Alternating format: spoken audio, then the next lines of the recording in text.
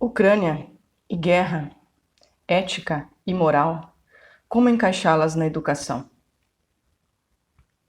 Vamos começar nosso assunto resgatando o que temos como ética e moral.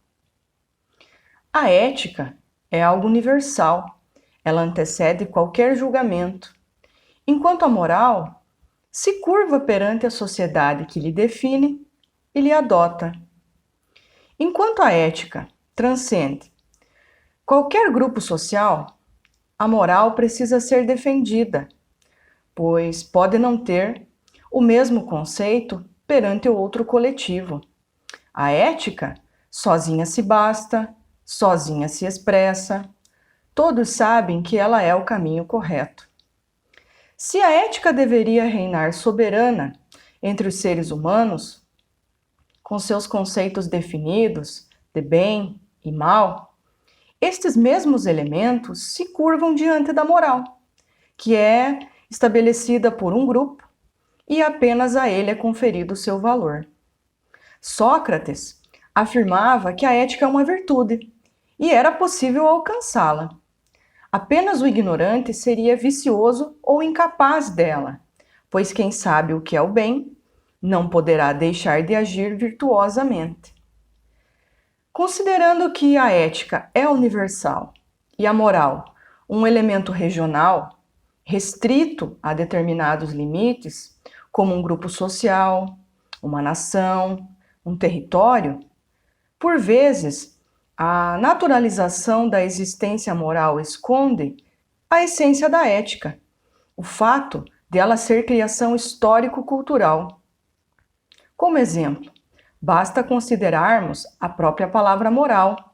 Ela vem de uma palavra latina, mores, que quer dizer o costume. Portanto, os hábitos instituídos por uma sociedade em condições históricas determinadas. Do ponto de vista ético, somos pessoas e não podemos ser tratados como coisas, como seres inertes ou irracionais, destituídos de humanidade. Os valores éticos, eles se oferecem como uma expressão e uma garantia da nossa condição de seres humanos, sujeitos racionais e livres, proibindo moralmente qualquer forma de violência. E essa guerra é o pior exemplo que temos na contemporaneidade de violação e desrespeito a estes preceitos. Para que haja conduta ética, é preciso que exista o agente consciente, isto é, aquele que conhece a diferença entre bem e mal, o certo e errado, permitido e proibido, ou seja, aqueles que buscam a virtude em detrimento dos seus opostos. A consciência moral não só conhece tais diferenças, mas também se reconhece como capaz de julgar o valor dos atos e das condutas e de agir em conformidade com os valores morais e, acima de tudo, éticos. Consciência e responsabilidade são condições indispensáveis da vida ética. Quem não lhes detém ou não quer considerá-los, não pode jamais ser ético. E como o desfecho dessa guerra permeia diversos segmentos, entre eles o político, vamos lembrar de algumas palavras de Adolfo Sanches Vázquez em sua obra Ética, de 1996, que o líder de uma nação, esse indivíduo, encarna uma função coletiva e a sua atuação diz respeito a um interesse comum. Na moral, pelo contrário, ainda que o coletivo sempre esteja presente, porque o indivíduo nunca deixa de ser um ser social, o elemento íntimo, pessoal, desempenha um papel importante. De fato, nas suas relações morais com os demais, o indivíduo age como tal, tomando decisões pessoais, interiorizando as normas gerais, claro, e assumindo uma responsabilidade pessoal. Nosso senso moral tem analisado as condutas dessa guerra segundo o nosso conceito de justiça e injustiça. Apesar da ética ter sido violada nesse conflito inúmeras vezes, ela ainda resiste. Para lembrar a todos quem ultrapassou os seus limites. Se fins éticos exigem meios éticos, esta guerra, assim como qualquer outra, mostra que ela não está presente nem na teoria e nem na prática, mas caminha muito distante daquilo que temos como essa virtude. Na verdade, toda guerra em si já contraria a ética.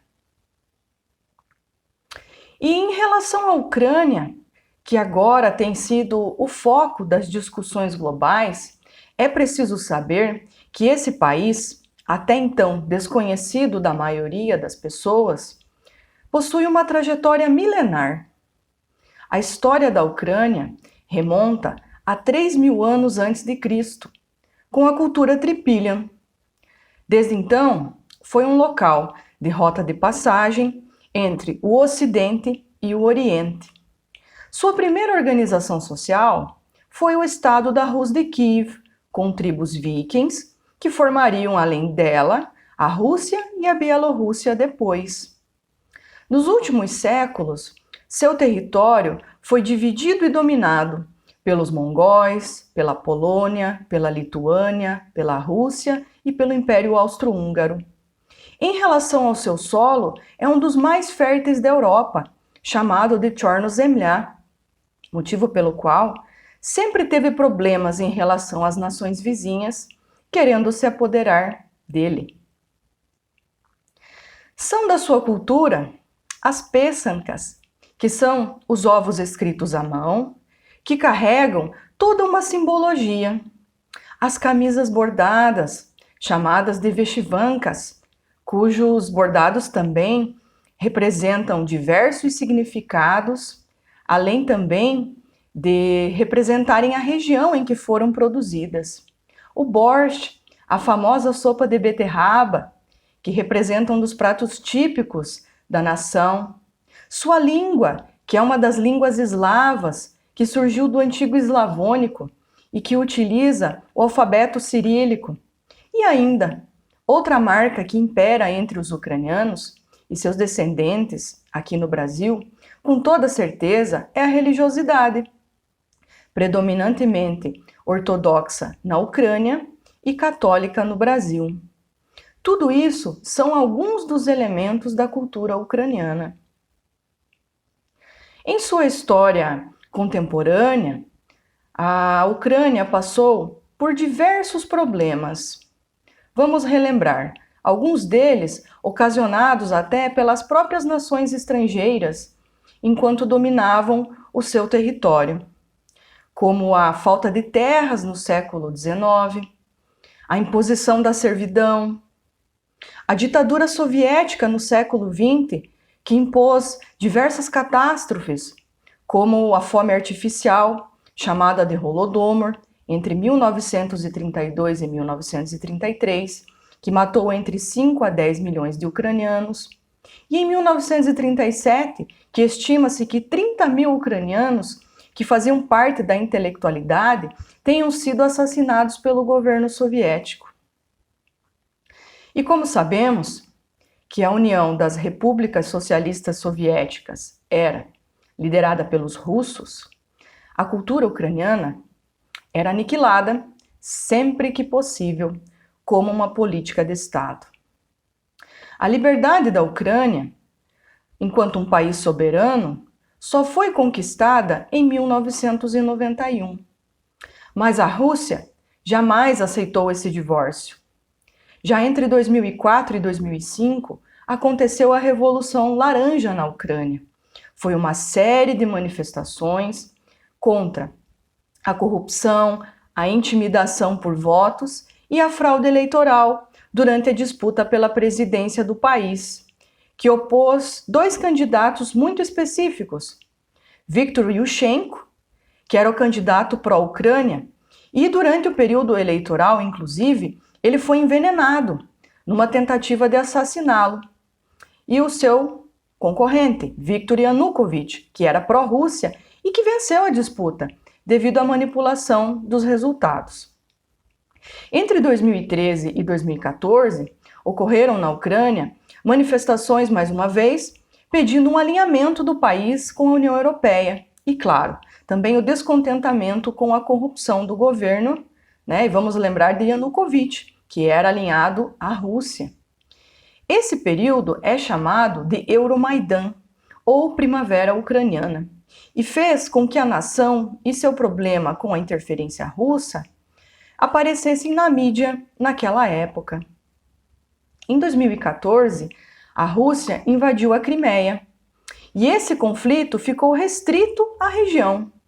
Os motivos da invasão vão muito além de questões econômicas e sociais, mas também englobam elementos geoestratégicos. O mundo, apesar de desaprovar tal violação, na época, assistiu de longe o entrave. Ele serviu para acender as luzes amarelas para o Ocidente. E agora, com a guerra na Ucrânia, ocasionada pela Rússia, a luz vermelha se acendeu, agora, para todos. E como eu, docente da educação básica, etapa fundamental na formação integral de nossos estudantes, enquanto cidadãos, posso contribuir, ainda que de forma singela, com tudo isso que está acontecendo. O que posso fazer na minha comunidade pela ética e pela moral, usando esta guerra como referência? Bom, vamos pegar alguns fatos que apareceram em noticiários e na própria ONU, que podem ser os elementos disparadores nas nossas aulas com os nossos alunos para falar de ética e moral. Nesta imagem que vocês visualizam, essa notícia foi publicada em 26 de fevereiro pela CNN Internacional. Temos a foto do presidente da Ucrânia, Volodymyr Zelensky. Vamos pensar agora. Ele agiu acima da moral que o seu cargo poderia chancelar ao rejeitar a ajuda de sair do país para proteger a sua vida? Ele escolheu pela ética ao ficar para governar o país, inclusive sabendo dos riscos que isso implicava. Agora, vejamos duas outras notícias que podem ser usadas. Uma delas é da BBC News Brasil, do dia 1º de março, sobre as bombas de fragmentação. E a outra, do Kyiv Post, do dia 21 de março, sobre o sequestro de comboios de ajuda. Mesmo durante um conflito bélico, existem regras, apesar do senso comum muitas vezes desconhecer isso. Não é porque uma guerra eclode que se pode fazer tudo contra todos. Existem regras e limites até numa guerra. E a ONU já estabeleceu isso há décadas. Mas e agora? Será que o uso de armas proibidas justifica os fins de seu uso? A Rússia, logo no início da invasão da Ucrânia, já foi acusada de usar bombas de fragmentação e também de sequestrar um comboio que seguia com ajuda humanitária para Kharkiv. Onde fica a ética aqui? Nessa outra notícia, também do jornal Kyiv Post, de 7 de março, temos a imagem de uma escola bombardeada, que infelizmente não foi a única. O ataque a locais declaradamente inofensivos e essenciais para a manutenção da vida, sob tutela humanitária, como asilos, orfanatos, hospitais e escolas, serem alvos de ataques, produz, como assim aconteceu, uma revolta global, ao ferir convenções internacionais e, claro, a própria ética. Outra questão que podemos usar com os nossos estudantes para falar de ética e moral são os usos de armamentos que atingem áreas que estão fora do conflito e ameaçam povos e nações vizinhas, como as minas marítimas lançadas pelos russos no Mar Negro, conforme essa notícia que visualizamos do Kyiv Post em 30 de março.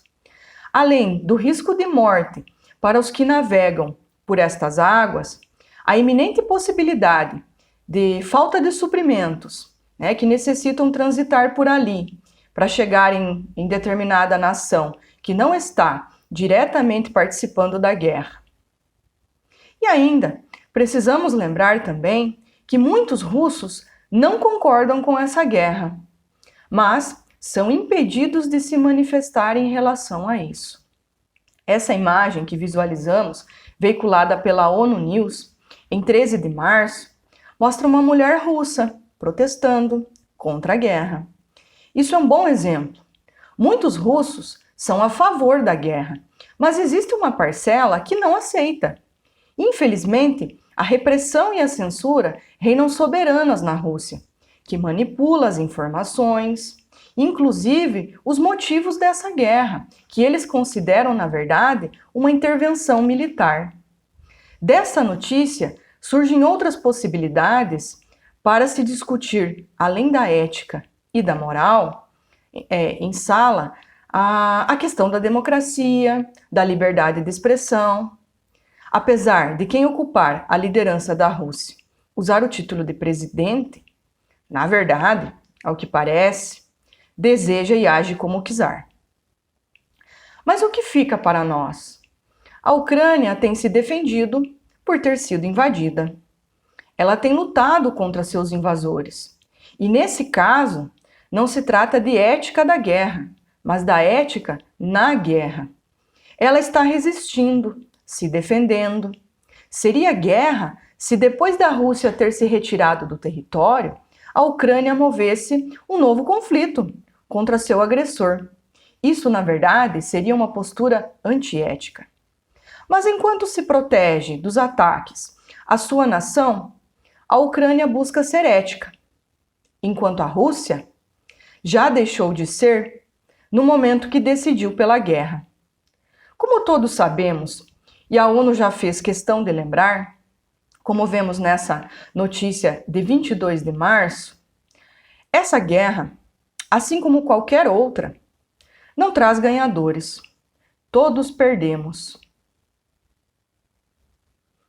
Fica desse debate que a guerra da Rússia na Ucrânia, porque é preciso destacar que a guerra é da Rússia contra a Ucrânia, a guerra é da Rússia na Ucrânia.